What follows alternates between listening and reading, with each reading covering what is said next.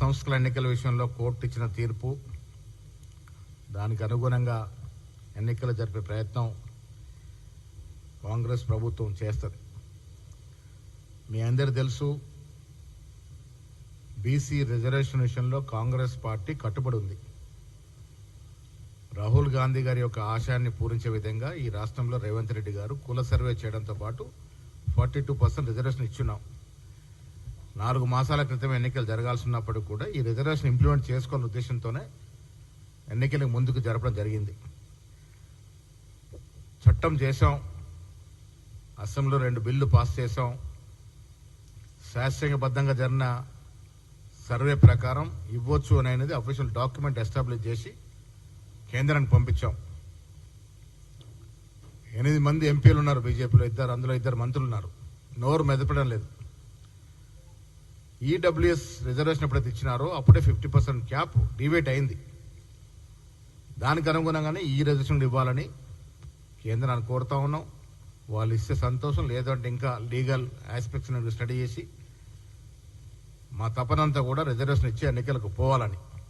But court తీర్పిచ్చింది కాబట్టి దీని మీద సుదీర్ఘంగా కేబినెట్ మంత్రులతో, ముఖ్యమంత్రి గారితో మేమంతా దీన్ని చర్చించి తగు నిర్ణయం తీసుకుంటాం. ఇకపోతే నిన్న గాంధీభవన్లో జరిగిన political affairs committee meeting, advisory meeting, vice president ప్రధాన కార్యదర్శి మీటింగ్ చాలా విజయవంతమైంది. చాలా విషయాలు లోతుగా పిఎస్సిలో చర్చించడం జరిగింది. రానున్న స్థానిక సంస్థల ఎన్నికలు, జూబ్లీస్ ఉప ఎన్నిక, వచ్చే సంవత్సరం ఉన్న జిహెచ్ఎంసీ ఎన్నికల్లో అనుసరించే వ్యూహం పైన చాలా విషయాలు లోతుగా చర్చించుకొని కొన్ని నిర్ణయాలు కూడా తీసుకోవడం జరిగింది. నేను ఒక మాట నిన్న పిఎస్సి మీటింగ్లో చెప్పాను, ఇప్పుడు కూడా చెప్తా ఉన్నాను. 18 మాసాల కాంగ్రెస్ ప్రభుత్వం నా భూతో నా భవిష్యత్తు. తెలంగాణ గతంలో సమైక్య ఆంధ్రప్రదేశ్ చరిత్రలో మొదటిసారిగా గోల్డెన్ పీరియడ్ నడిచింది. స్వర్ణయుములా తలపించే విధంగా 18 మాసాల పాలన జాగింది. దానికి కారణం మేము ఎన్నికలకు ముందు ఇచ్చినటువంటి ప్రతి వాగ్దానాన్ని మెజారిటీ అంశాలు పూరించడం. దాదాపు 70,000 ఉద్యోగాలు కావచ్చు.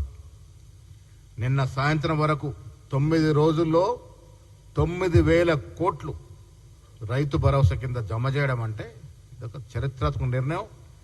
కాంగ్రెస్ ప్రభుత్వం వ్యవసాయదారుడికి, రైతుడికి వెన్నుముకగా ఉండి ముందుకు తీసుకెళ్తున్న సందర్భం. నిన్న జరిగిన పిఎస్ సమావేశంలో బట్టి గారు రైతు భరోసా కింద ఇచ్చినటువంటి నిధుల విషయంలో సుదీర్ఘంగా వివరించడం జరిగింది. 42% రిజర్వేషన్, కుల సర్వే, సబ్ కేటగరైజేషన్ జరిగిన తీరుతెన్నులు కూడా వివరించడం జరిగింది. దేశ చరిత్రలో ఎక్కడ లేని విధంగా ఈ రాష్ట్రంలో కుల సర్వే చేపట్టడం, 42% రిజర్వేషన్ ఇవ్వడం. నేను 18 మాసాల పీరియడ్ని గోల్డెన్ పీరియడ్గా ఎందుకు చెప్తా ఉన్నానంటే, ఇది ప్రజలు కూడా అర్థం చేసుకోవాలి.